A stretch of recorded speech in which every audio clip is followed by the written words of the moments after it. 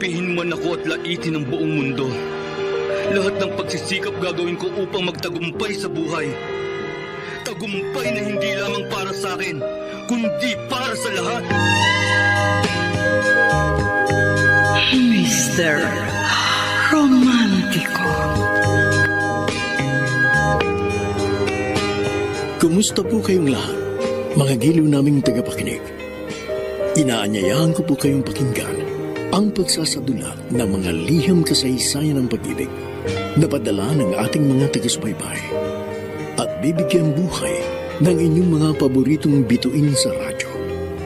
Mga kasaysayang nagtatampo ng mga pusong sugatan, mga pusong sawi, at mga pusong punong-puno ng pagmamahal. Lahat po yan sa loob ng kalahating oras dito sa ating dulang. Mr. Romantiko.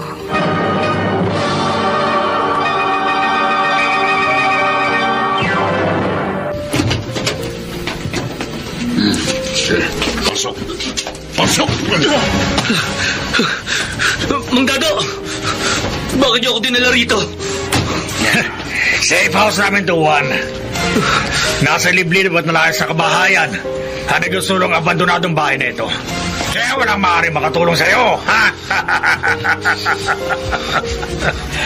Dado! Yan na, umpisa mo na.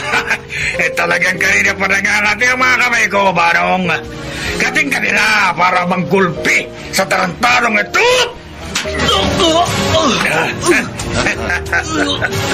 Sisigmulaan mo lang ba siya sa laki ng atraso niya sa'yo? Huwag kang mag-alala.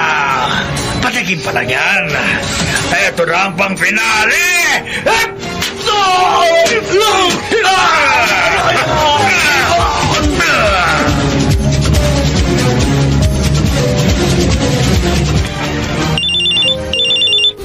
Hello, Juan? Hello, Mrs. Pia Crisostomo. Ito nga, sino ka? Bakit nasa yung cellphone ang asawa ko? Hindi na mahalagang makilala mo ko. Ang importante na tawagan kita at malaman mong dinukot namin ang asawa mo. Si Juan? Alam mo ba kundi siya? Pero para maniwala ka, ilalapit ko sa bunganga niya itong cellphone.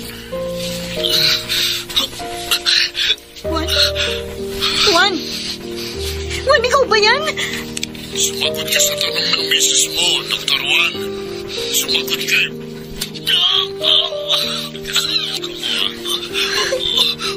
Pia, ako ito. Ako. Kaya naman siguro, naniniwala ka na, Mrs. Crisostomo, na hawak namin ang buhay ng asawa mo. Ano ginawa niyo kay Juan? Bakit niyo siya dinukot? Huwag kang mag-alala. Hindi namin tutuluyan ang asawa mo.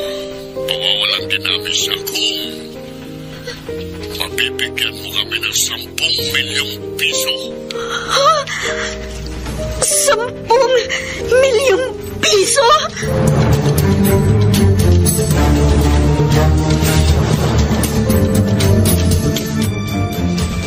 Iyan. Sunod-sunod ang bagyong dumarating sa buhay natin.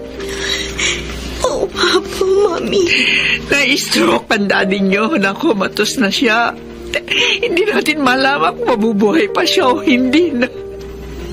Tapos, dinukot pa si Juan. Mami, hindi ko na nga po malaman ang gagawin ko. Kaya naparito ako sa ospital para ipaalam sa inyo nangyari kay Juan. Kung hindi sana nagkasakit ang daddy niyo, siya ang magdidesisyon sa problema sa asawa mo. Humihingi po ang mga dumukot kay Juan ng 10 milyong piso kapalit ng pagpapalaya nila sa asawa ko. Mami, malamang ito na po ang dumukot kay Juan. Gamit po niya yung cellphone ng asawa ko. Ako ang kakausap sa kanya. Sige po, ito po cellphone ko. Hello? Hello. Mrs. Pia Crisostomo? Si Mrs. Mercy Crisostomo to. Mami ni Dr. Juan Crisostomo. Sino ka man, huwag niyong sasaktan ang anak ko. Kapalit ang buhay niya, ibibigay ko, hinihingi niyo. Good. Gagawa ko ng paraang maibigay sa inyo 10 milyong piso. Huwag niyo lang papatayin si Juan.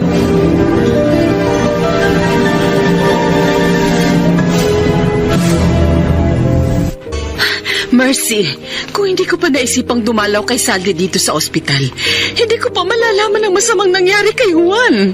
Kaya pansamantala kong iniwan si Pia para magbantay kay Saldi. Lalakad ako, Norma. Gagawa ako ng paraang maibigay sa mga dumukot kay Juan ang perang hinihingi nila para hindi nila saktan ang ating anak, para palayain nila si Juan ng buhay. Napakalaking halaga ang hinihingi ng mga kidnapper ni Juan. Sisikapin ko malikom yun. Mabuti na salubong kita rito sa pasilyo ng ospital. Sasamahan kita. Lumapit tayo sa mga pulis. Huwag! Mahigpit ang bantahan ng mga dumukot kay Juan. Huwag kayong hihingi ng tulong sa mga otoridad. Kapag nag-report kayo sa mga barangay, hindi nyo na makikita buhay ang aming bihag. Ililibing na namin ang buhay si Dr. Juan Crisostomo. Norma, ayoko mabahamak si Juan. Pero Mercy, Hindi baling maubos ang lahat ng mga ari-arian namin. Matupos ko lang ang buhay ng ating anak. Tama ang ginawa mo, Mrs. Nag-report ka rito sa presinto. Chief, kayo na lang ho ang inaasahan ko makakatulong sa amin. Huwag kang mabahala. Ayoko mapahamak ang anak ko. Iyon ka mo ang kinatatakutang mangyayari ni Mrs. Mercy Crisostomo? Oo, kaya ayaw niyang lumapit sa inyo. At kaya gagawa daw siya ng paraang makalikom ng halagang hinihingi ng mga kidnapper para palayain nila ng buhay si Dr. Juan Crisostomo. Kahit maibigay ang ransom money na hinihingi ng mga kidnappers, walang garantiyang palalayain nilang buhay ang kanilang bihag. Yun nga ho ang inaalala ko. Kaya lumapit agad ako sa inyo. Mrs., ilang kaso na ng kidnapping ang nahawakan namin, kung saan kahit nagbayad na ng ransom money ang mga kamag-anak ng kidnap victim, pero pinatay pa rin ng mga kidnapper ang kanilang bihag. Chief, Hindi na tayo mag-aaksaya ng sandali. Kikilos kami ng mga tauhan ko para magawa namin ang dapat naming gawin upang madakip ang mga kidnapper ni Dr. Juan Crisostomo. Norma, bakit lumapit ka sa mga otoridad? Yun ang pinakamabuti, Mercy. Pero hindi mo ako dapat pinangunahan. Gusto ko lamang mailigtas si Juan. Mapapahamak siya sa gusto mo mangyari, Norma. Huwag na tayong magtalo. Pero hindi tama yung ginawa mo. Sinamahan ko ang mga pulis rito sa bahay niyo para maipaliwanag sa'yo ang lahat ng dapat gawin. Para mailigtas si Juan. Hindi ako makikipag-cooperate sa kanila. Chief! Maaari ko ba kayong makausap, Mrs. Crisostomo? Ayaw niya makipag-kooperasyon sa inyong mga pulis, Chief. Pinangangalagaan ko lamang ang buhay ng aking anak. Mrs. Crisostomo? I'm sorry, Chief. Pero kahit anong sabihin niyo, hindi ako magpapatulong sa inyo. Hindi ko kayo papayagang makialam sa kaso ng pagkidnap sa anak ko si Juan.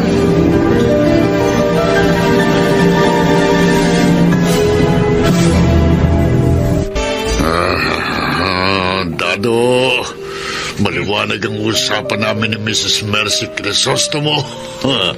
Ngayong gabi niya ibibigay sa atin ng ransom money. Kapag nagkataon, Manong, makakahawak na ako ng napakalaking halaga. 10 milyon na paghahatian natin. Tigil 5 milyon tayo. Ngayon pa lang, pagpaplanuhan ko na kung paano ko wawaldasin ang malaking perang mahahawakan ko. Ayos, hindi ba ayos? Ayos? Magkakaperang tayo ng malaki.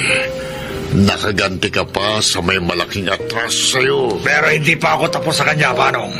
Nawalan na siya ng malay sa paggulpi mo sa kanya. May black eye na magkabilang mata niya. Namamaga pa ang uso niya. Bali ang ilong niya at putok ang magkabilang kilay niya. Kaya hindi na siya makagulapay nang kunin ko ang pitaka at cellphone niya sa kanyang bulsa. Sa kanya pala ang ginawa ko sa kanya, Manong. Intindi mo rin. Patitikimin ko parang adisyonal na ganti ko ang tarantadong ito. Nagsayang pa ako ng ibinuosong alak sa mukha mo para magkamali ka lang, tarantadong ka! Ayos yan. Habang nakabulagta ka, paulit-ulit kong tatagya ka ng sikmura mo ng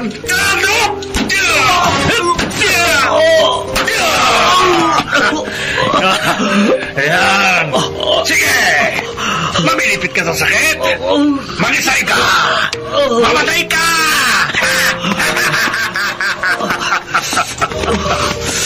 Ngayon, alikap! Habang sinasabunutan kita, habang itinataas ko ang dugo ang mukha mo, magsalita ka, Juan.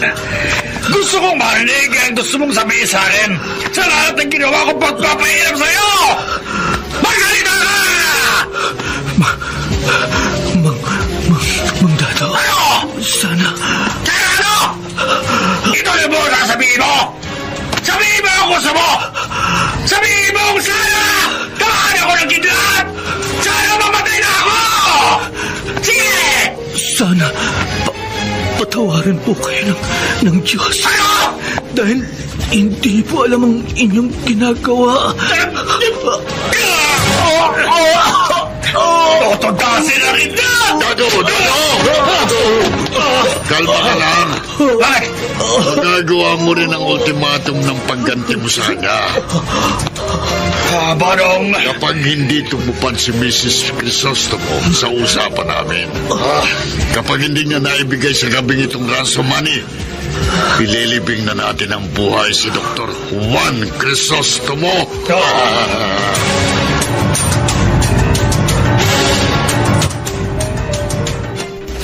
Anong sabi mo, Mercy? Ikaw? Oo, Norma.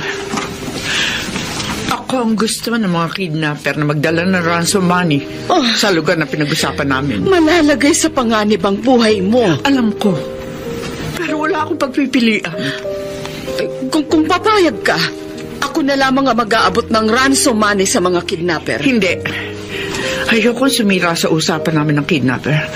Ayoko magkaroon ng dahilan na magalit sila. At pagbunto na nila ng galit si Juan. Ay, Mercy. Hindi ang pagkawala na malaking halaga nagpapasikip sa dibdib ko, Norma. Ang labis na nagpapabigat sa loob ko na halos ikamatay ko. Nasa panganib ang buhay ng dalawang pinakamamahal ko. At hindi ko alam kung makaliligtas sa kamatayan si Rizalde at Juan.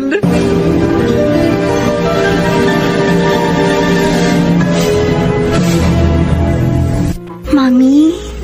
Kumusta ang Daddy Saldi mo, Pia? Wala pa rin po siyang malay. Paminsan-minsan pa rin ba siyang umuungol? Hindi na po. Ilang oras na po nakahiga lang siya at walang kakilos-kilos. Mami. Matayan mo siyang mabuti, Pia. Opo, Mami. Gaya po ng bilin ninyo, ipapaalam ko po kaagad sa inyo kapag may reaksyon na si Daddy. Kung umungol po uli siya o gumalaw ang mga daliri niya sa kanyang mga kamay at paa. Pagkatapos ang dapat kong gawin, babalik agad ako riyan para ako naman ang magbantay sa Daddy mo. Mami, umasa po tayo.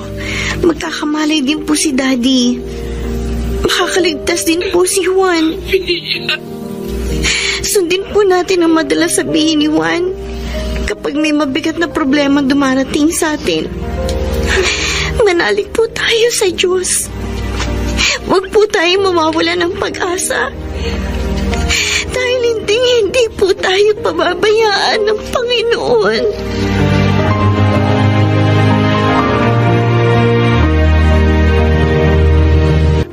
Norma, naikarga na natin sa kotse ang maleta naglalaman na ransom money.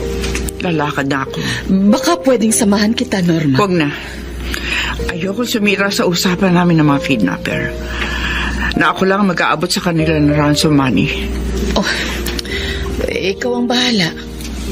Mag-iingat ka. Ipagdasal mo ko. Lalo na si Saldi at Juan. Oo. Kapag nalampasan na natin ang mabibigat na pagsubok na dumating sa atin, kapag nakaligtas na si Saldi at Juan, magpapasalamat ako sa Diyos. Araw-araw ako maglalakad ng paluhod sa simbahan para magpasalamat sa Panginoon. Dalawa tayo, Mercy. Oh, Norma. Makaligtas lamang sa tiyak na kamatayan si Saldi at Juan. Habang buhay ako magpapasalamat at tatanaw ng utang na loob sa Diyos. Habang buhay.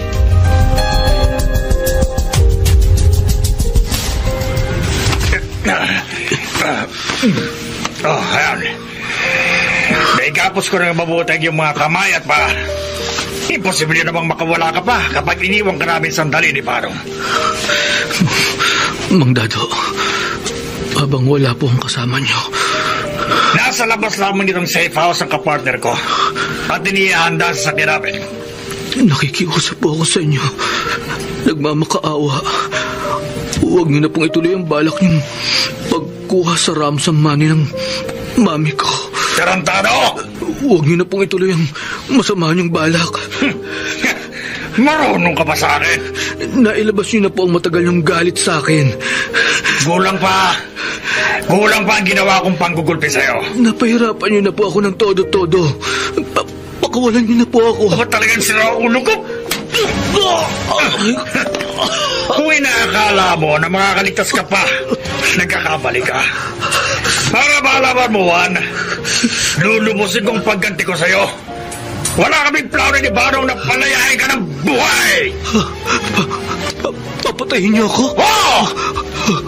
Kahit makakuha namin ng ransom money, di ka namin pakakawala ng buhay! Balita niya sa kang magaling na doktor. Tingnan ko lang ang galing mo. Tingnan natin kung magagamot mo ang sarili mo. Dahil kapag napasakabay na namin ni Barong ang ransom money, puputulan ka namin ng dila. Dutukutin ko lang yung mga mata. Lalalsasin ko ang yung leeg. At ang pang pinay, pupugutan na kita ng ulo!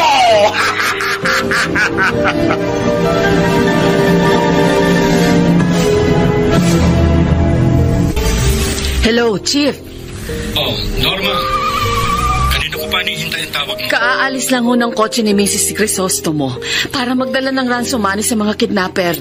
Nakaabang na ang sasakyan namin dito sa malayo-layo sa gate ng kanilang bahay. Kayo na hong bahala. Oo, alam na namin ang mga tauhan ko ang aming gagawin. Ayaw ho ni Mrs. Crisostomo na magkaroon ng sablay ang gagawin niyang pag-abot ng ransom money sa mga kidnapper para hindi ho malagay sa panganib ang buhay ni Dr. Juan Crisostomo. Yan din ang pagsisikapan namin ng mga tauhan ko, Norma. Kaya nagpapasalamat kami sa pagtitiwala at pakikipagtulungan mo sa amin. Nakipagtulungan ho ako sa inyo, Chief. Dahil gaya ni Mrs. Crisostomo, ayoko ring mapahamak ang anak ko. Norma, lumabas na ng gate ang sasakyan ni Mrs. Crisostomo. Papunta na ho siya sa lugar na napagkasunduan nila ng mga holdapper. Palihim na namin susundan ang kanyang sasakyan. Mag-iingat kayo, Chief.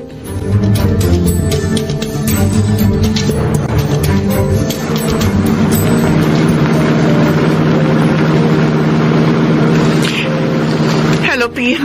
O, anong balita? Mami, bahagyang umuwan po ang daddy. Oh, salamat. Maganda pala tandaan na yan. Ipagdasal natin sana magpatuloy na ang undi-undi pag-recover ng daddy nyo. Sabayan niyo po ako sa pagdadasal, Mami. Nagmamaneho ako, Pia. Sige po, ako na lang po magdadasal para kay daddy. Ipagdasal mo na rin ang asawa mo. Opo, Mami. At saka ako, Pia. Mami. Hindi ko alam kung mabubuhay pa ako pagkatapos ko makipagkita sa mga masasamang loob na dumukot kay Juan.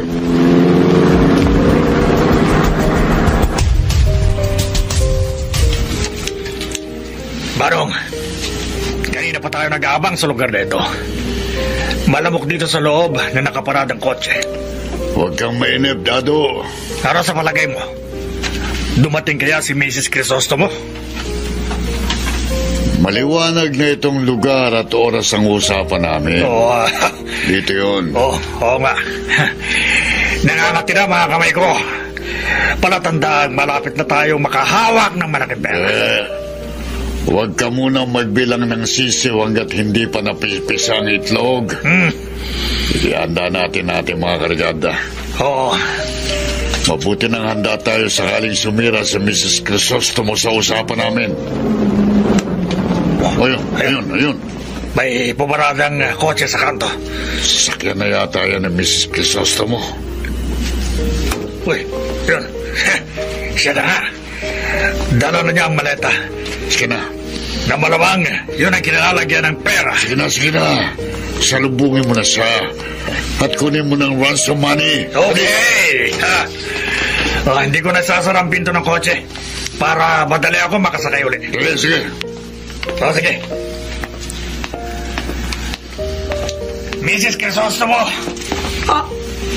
Dado, isa ka sa mga dumukot kay Juan. Huwag ka lang, maraming tanong. Kailan lang sumari.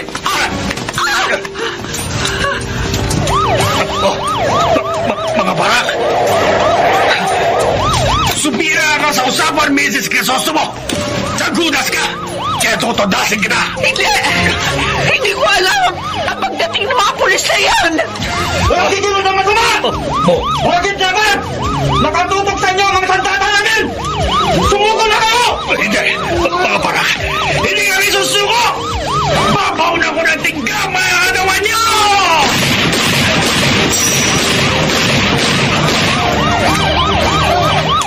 Men! Pabili tayo! Pinapuputokan tayo! Mga pulis! Huwag kayong magpapaputok! Huwag tayong gumanda ng putok! Baka mahagip si Mrs. Crisostomo! Tatakas ang mga kidnapper. Tangay ang ransom money. Kaso! Sir! Paandarin agad ang mobil! Yes, sir! Habulin natin ang mga kidnapper!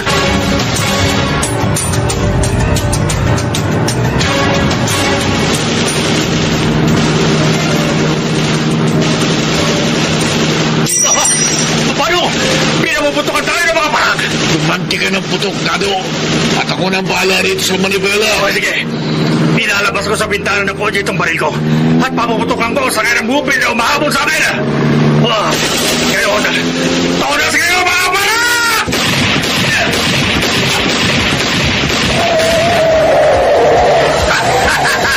Nasa board ko ang gulong ng mobil.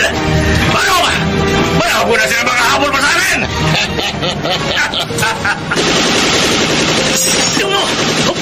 Paano? May tama ako! Dado!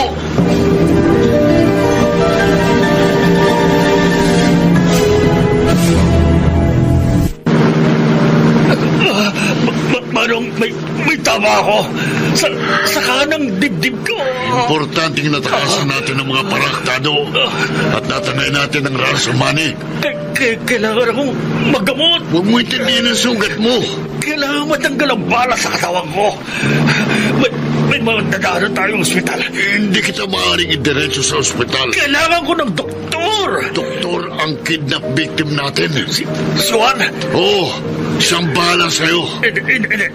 Ayokong magpagamot sa kanya. Wala ka ng pagpipilian, Dado. Katakot-takot na magpapahirap ang ginawa ko sa kanya. Diretso tayo sa safe house. Sa tindi na magpapahirap ko kay Juan. Baka hindi niya gamutin ang sugat ko.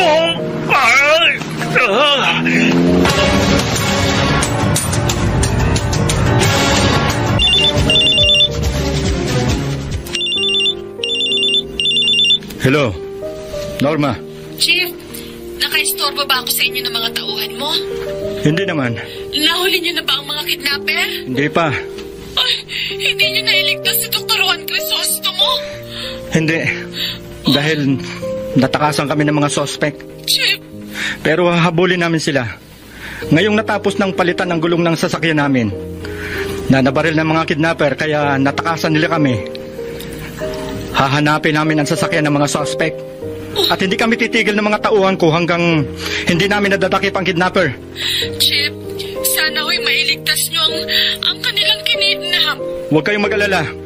At yan ang pangunahing layunin namin. Makuhang ligtas ang kidnap victim. na si Dr. Juan Crisostomo.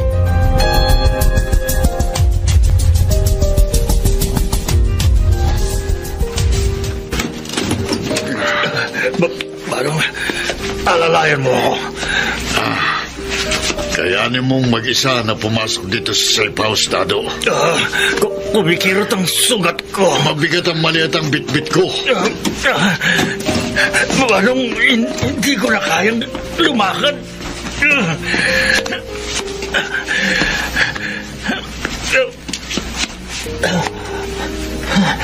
Dr. Juan Crisostomo, pasente ka.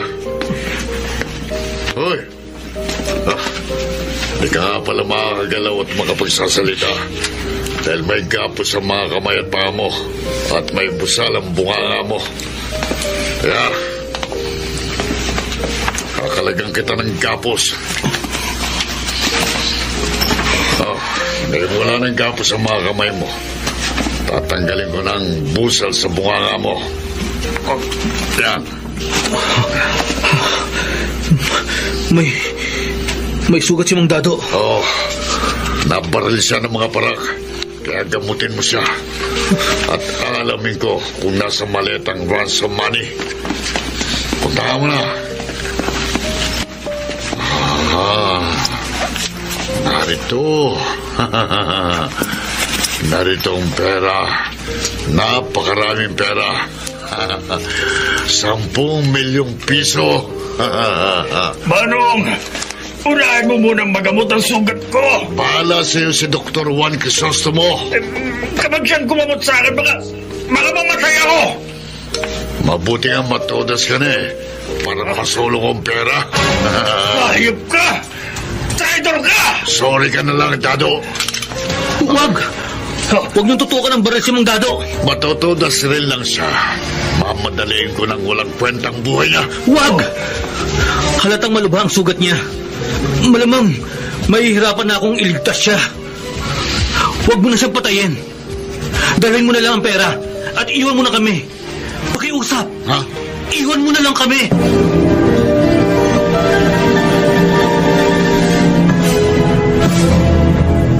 Bilisan mo pa, Castro. Habang narito tayo sa highway, paspasan mo. At pagdating sa kurbada, magminor ka. Hindi natin alam kung saan nagsutan sa sakyan ng mga kidnapper. Pero hindi natin tatantanan ang paghahanap sa kanila. Castro, kumaliwa ka. Ihanda niyo ang iyong mga sandata at talasan ninyo ang iyong mga mata. Kapag namata natin ang sasakyan ng kidnapper, hindi natin sila hayaang makatakas. At kung kinakailangan, huhulihin natin sila, buhay o patay.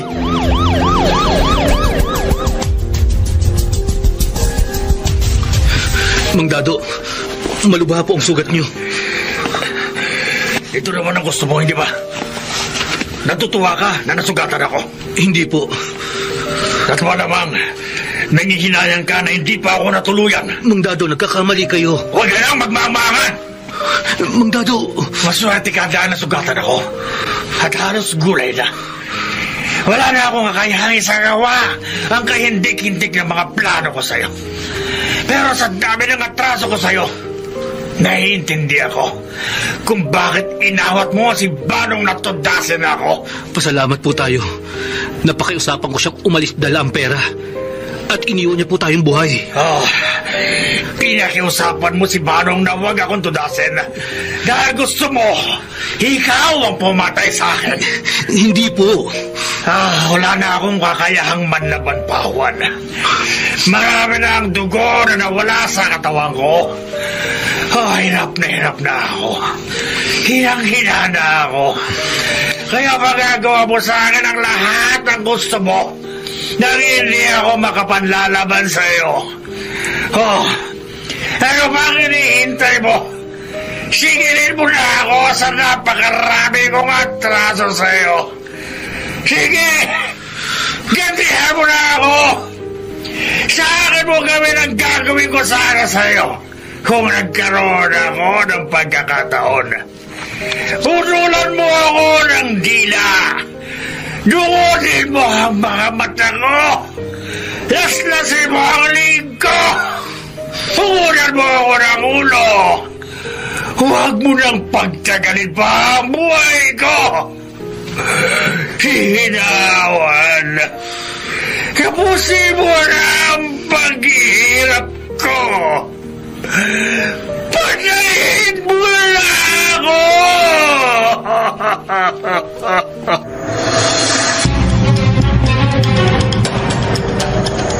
Mami?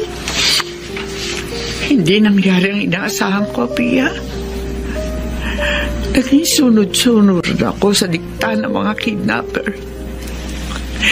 Lumikom ako ng malaking halagang hiningi nila. Kapalit ang buhay ni Juan. Pero hindi sila tumupad sa aming usapan. Napawawalan nila si Juan. Kapalit ang ransom money.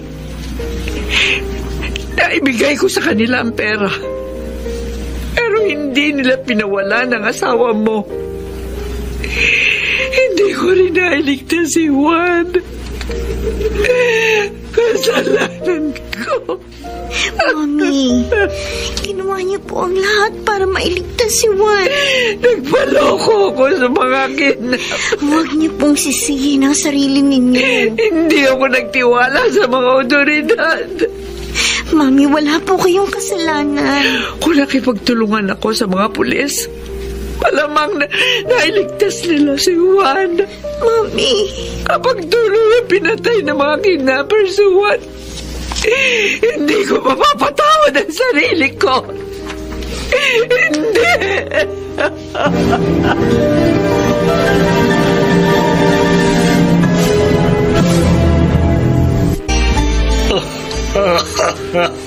Mang Dado, huwag na po kayong umiyak. Juan, pakiusap. Tapusin mo na ang paghihirap ko. Itarak mo na ang hawak mong patalim sa katawan ko. Lumabas lang po ako sandali para painitan sa apoy itong kutsilyo. Para magamit ko sa pagtatanggal ng bala sa katawan nyo. Hindi mo ako papatayin? Hindi po. Tatanggalin ko po ang bala sa katawan nyo bago ko kayo isugod sa ospital. Dahil liblib na lugar po itong kinaroroonan natin. Sa kabila ng mga traso ko sa'yo? Mang Dado, mula po sa pagkabata, napakarami ko na pong natikmang hirap, sakit ng katawan at kalooban. Sanay na po ako. Manhid na po ang katawan at kalooban ko sa mga hirap at sakit. Kaya hindi ko na po iniinda ang mga hirap at sakit na natitikman ko. At hindi po ako nagtatanim ng sama ng loob sa kahit sinong nagpapahirap at nananakit sa akin. Dahil sinusunod ko po ang utos ng Panginoong Diyos na magpatawad sa mga nagkakasala. Juan. At may sinumpaan po akong tungkulin. Tungkulin na susundin ko po anuman ang mangyari. Magliligtas po ako ng buhay. Hindi po ako papatay. Gagampanan ko po ang tungkulin ko. Mang Dado, doktor po ako. Sa kaibigan o sa kaaway. Napakabuti mo, Juan. Humanda na po kayo. Patawarin mo ako sa mga naging atraso ko sa'yo. Pinatatawad ko na po kayo. Salamat. Sige po. Tatanggalin ko na po ang bala sa katawan nyo.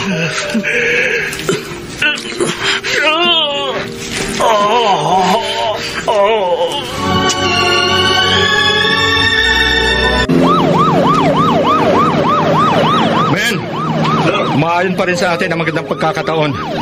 At ayun, namataan natin ang sasakyang tumatakas ng mga kidnapper. Sir. Castro, huwag mong hayaang matakasan tayo ng mga hinahabol natin. Sir. Pinapuputokan tayo ng kotseng hinahabol natin. Hindi talaga sila pahuli ng buhay. Gagantihan ko ng putok ang mga kidnapper!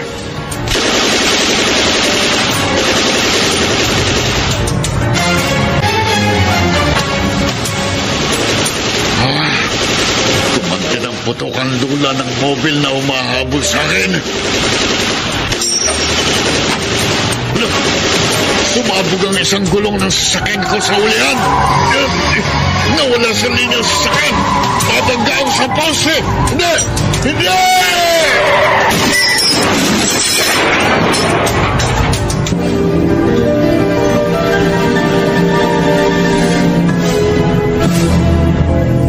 Ano, Chief? Nadisgrasya ang kidnapper na dumukot kay Juan? Oo, Norma. Kaya tinawagan kita. Nantugisin namin ng mga tauhan ko ang mga kidnapper. Pinaputukan niya kami. Kaya napilitan akong gumanti sa kanya ng putok. Sinamang palad na tinamaan ang gulong ng kanyang kotse. Kaya sumalpok ito sa poste. At naging dahilan ng pagkamatay niya. Karma na siguro yan sa kanya. Nabawi rin namin ng mga tauhan ko ang ransom money, Mrs. Kaya walang bawas na maisasauli namin yun kay Mrs. Crisostomo. Salamat ho, Chief. Matutuwa si Mercy. Pwede na namin itaan ng mga tauhan ko ang pera sa bahay ni Mrs. Crisostomo. Wala siya doon ngayon. Nasa ospital. Nagbabantay sa kanyang asawa na comatose. Saan ospital? Doon namin dadali ng pera. I-chat yun na lang sa inyo, Chip. Okay. Ay, Chip, ang anak ko ho. Ang kidnap victim. Kumusta? Hindi pa namin siya nare-rescue ng mga tauhan ko. Ano? At hindi ko alam kung buhay pa o patay. Si Dr. Juan Crisostomo.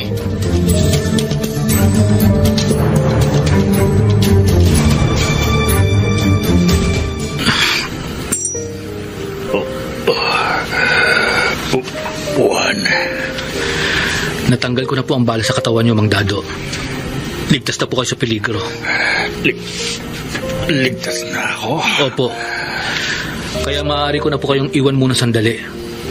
Para maghanap po ako ng paraan kung paano ko kayo madadala sa pinakamalapit na ospital. Iniligtas mong buhay ko, Juan. Sa kabila ng lahat ng naging pagkakamali at pagkakasala ko sa iyo. Mang Dado. Napakabuti mo, Juan. Napakagandang kilap mo. Ginampanan ko lang po ang sinumpaan kong tungkulin. Nahihiya ako sa iyo. Wala po kayong aalalahanin sa akin. Nakukonsensya ako sa dami ng naging kasalanan ko sa iyo. Kalimutan na po natin yun. Kung nagkataong ako ang nasa katayuan mo at nakagawa ka ng kasalanan sa akin, gaganti ako sa iyo. Hindi ako matatahimik hanggat hindi kita naggagantihan. Pero iba ka. Iba ka. Napatawad mo na ako. Nagawa mo pang iligtas ang buhay ko sa tiyak na kamatayan. Mang Dado, maluwag po sa loob ko na makatulong ako sa inyo. Salamat. Maraming salamat sa pagliligtas mo sa akin. Wala pong anuman. Habang buhay kong tatanawing utang na loob sa iyo, pangalawang buhay ko. Ang mahalaga po, nakilala ninyo ang inyong pagkakamali. At hindi ba mauulit ang mga naging pagkakamali ko, Juan? Mabuti po kung ganun.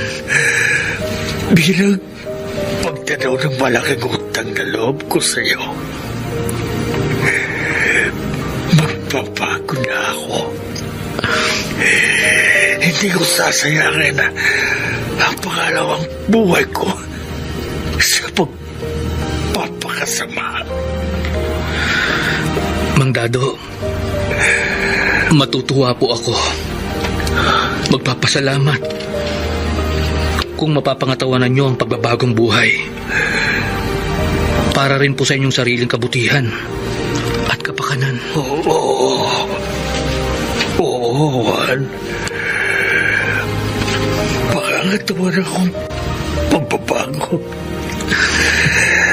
Dahil sa walang pangalawang kabutihan na nagawa mo sa akin. Sisikapin ko matularan ang magandang pag-uugali mo.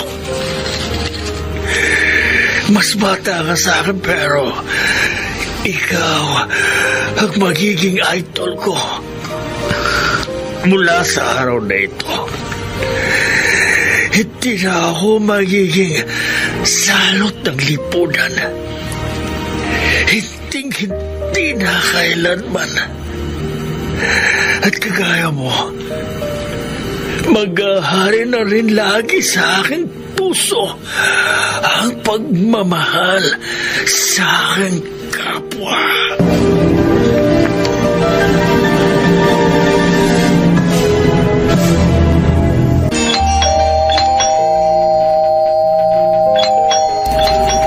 Sino yung nasa labas ng gate?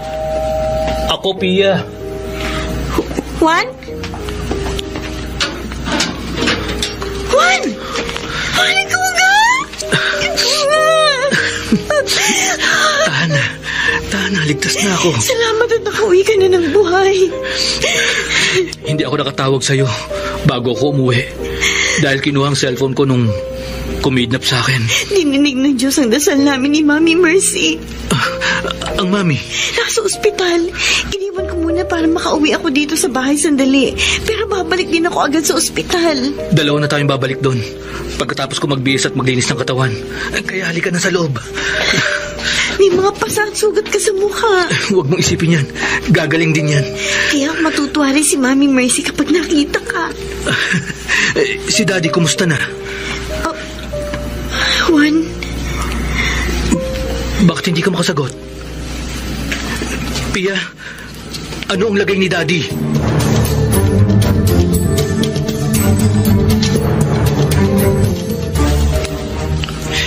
Wala pa rin pagbabago ang lagay ng daddy mo, Juan. Kumatos pa rin siya. Kawawa naman ang Daddy. Nagkamalay na sana siya. Tsaka matutuwa rin siya na nakauwi ka na ligtas.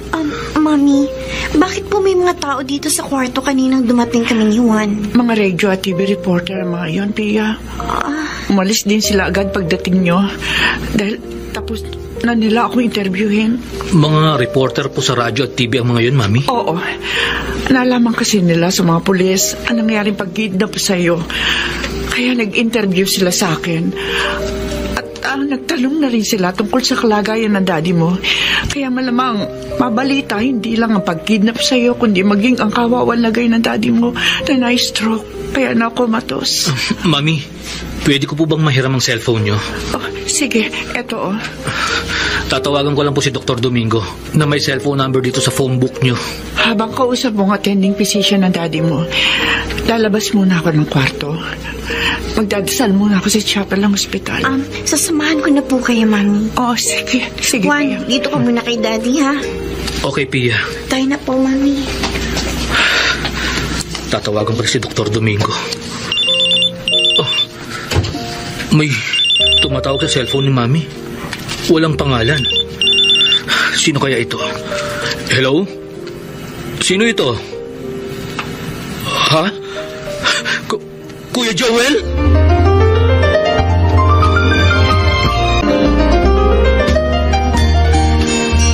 Pia, matapos tayo magdasal, nagluwag ang dibdib ko.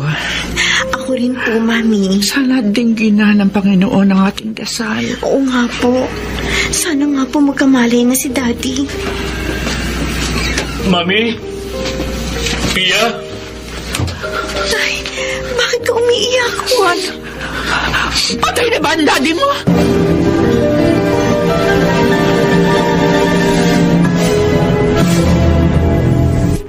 Juan! Mami, buhay pa po ang daddy.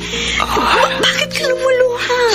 Pia, kanina bago kayo pumasok dito sa kwarto, tumawag si Kuya Joel. Ang anak ko? Opo, Mami.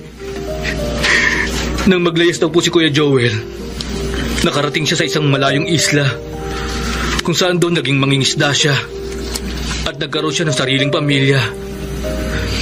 Pero kahit daw po may asawa at anak na siya, palihim pa rin daw siyang nagpaalipin sa marijuana. Madalas siyang malipasan ng gutom. Kaya nagkasakit siya sa baga at sa bituka na naging dahilan ng kanyang pagsisisi. At nang hangarin niya makabalik sa piling natin, na hindi naman daw po niya magawa dahil nahihiya daw po siya sa atin. Lalo na po kay Daddy. Pero nang marinig daw po niya sa radyo ang balitang nakomatose ang Daddy, tumawag siya agad sa inyo para ipaalam na darating siya. Dahil natatakot daw po siyang hindi niya na madatnang buhay ang Daddy. Oh, salamat. Nakilala ni Joel ang pagkakamali niya at nagsisi na siya. Gaya po ni Ate Natalie, pinagsisisihan na rin daw po ni Kuya Joel ang pang-aapi nila sa akin, Mami. At bukas pala daw po nila akong tinatanggap bilang kapatid nila. Mabuti naman kung ganun, Juan. Pia, humingi si Kuya Joel ng tawad sa akin. At pinatawad ko na siya. Kaya nagkaiyakan kami. Lalo pa siyang umiyak nang sabihin kong pagdating niya, gagawin ko ang lahat para matulungan siya at magamot ang mga sakit niya. Ang daddy mo na lamang ang ating problema. Mami, ginagawa ko rin po ang lahat para matulungan ng daddy. Pero ang karunungan ko po bilang doktor ay maihahalin tulad lamang sa isang patak ng tubig kung ikukumpara sa lawak ng dagat ng karunungan ng Diyos. Oh, Juan. Ipaubaya na lang po natin sa Diyos ang buhay ni Daddy. Umasa na lang po tayo sa milagro. Kung maaari nga lang po, ipapalit ko ang buhay ko sa buhay ni Daddy. Gagawin ko po para masuklian ko po ang napakaraming utang na loob ko sa kanya.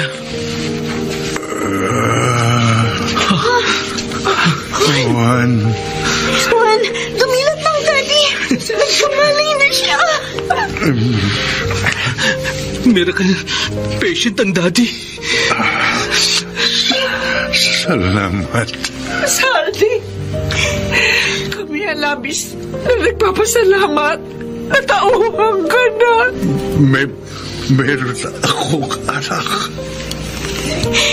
Nagpapasalamat daw ang Daddy. Meron siyang anak. Dr. Juan Crisostomo. Daddy, ako po ang labis na nagpapasalamat na kayo po ang aking naging ama. Dahil sa tulong niyo, naabot ko ang mataas kong pangarap na maging isang doktor. Juan, kung hindi lamang pandemya, malamang aapaw ang kwartong ito sa dami ng mga taong natulungan mo. Magpapasalamat sila sa'yo. Gaya ni Inay Norma, Itay Bert, at Imo, na nagpakatino ng dahil daw ikaw ang idolo niya. Napakabait mo kasi, Juan. Napakamatulungin. Lalo na sa mga mahihirap. Mami, naging instrumento lang po ako ng biyaya ng Panginoong Diyos. At labis-labis po ang pasasalamat ko na nangyari ang inaasahan ko. Sa taos-puso kong pagmamalasakit, pagtulong, at paglilingkod sa aking kapwa, ang mga nagkakamali at nagkakasala ay matututong magbago. Uusbong sa kanilang dibdib ang pagmamahal. Dahil ang bawat tao po ay nilalang ng Diyos na may puso. Puso na may damdaming marunong magmahal. pagmamahal na kapag nakanti, maghahari na sa daigdig ang pag-ibig sa kapwa. Natitiyak ko po yan. Dahil ang bawat tao po ay may puso. At sa bawat puso ay may pag-ibig.